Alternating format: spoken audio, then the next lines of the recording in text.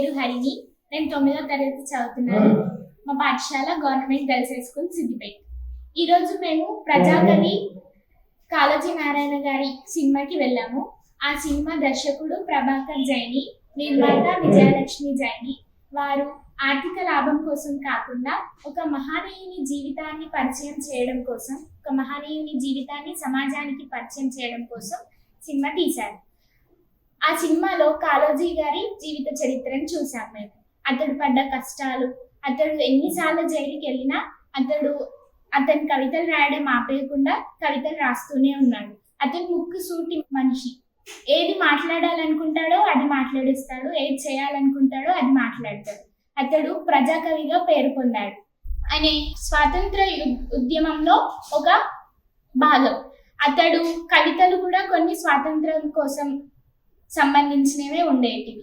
మన ప్రజలకు చైతన్యాన్ని నింపడం కోసం రాశాడు. ఆ సినిమా ద్వారా మేము అతని గుణాలను స్ఫూర్తిగా తీసుకొని అతనిలాగా ఎన్ని కష్టాలు వచ్చినా ఆపకుండా ముందుకు సాగుతామని అనుకుంటూ.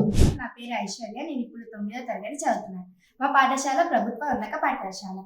మా పాఠశాల తరఫున మేము ఈరోజు ప్రజాకవి కాళోజీ గారి సినిమాకు వెళ్ళాము. ముందు మాకు కాళోజీ గారి గురించి కొద్దిగా మాత్రమే తెలుసు. ఆ సినిమా చూసాక మాకు ఎన్నో చైతన్యవంతమైన విషయాలు మాకు తెలిసాయి.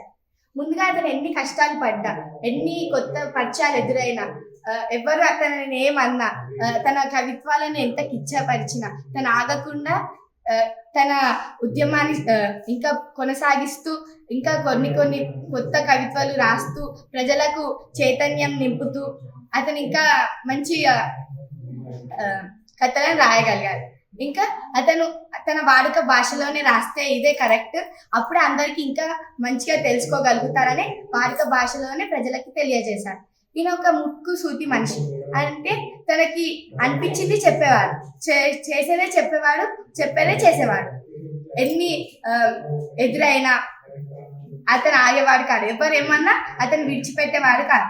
బ్రిటిష్ వాళ్ళని ఎదిరించి దమ్ముంటే నన్ను కాల్చమని, నా చేతులు నరికేయమని భయపడకుండా చెప్పేవారు. అతని వల్ల మేము ఎన్ని మన మనసులో మనకి అనిపించినా, ఎన్ని బాధలున్నా ఆగకుండా ఇతరులకి చెప్పాలని మేము తెలుసుకోగలిగాం. మాటలు తూటాలను కవిత్వంగా అల్లేవారు.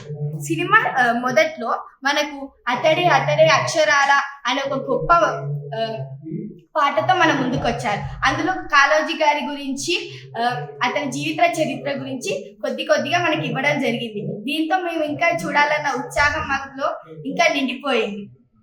ఇంకా మేము ఆనందంతో కొత్త విషయాలను తెలుసుకున్నాం. ఎన్ని ఆటంకాలు ఎదురైనా ఆగకుండా ఉండాలని తెలుసుకున్నాం. ఆనాటి ఉద్యమాలు ఎలా ఉండేవో, ఆనాటి కాలంలో ఎలా ప్రవర్తించేవాడో తెలుసుకోగలిగాము.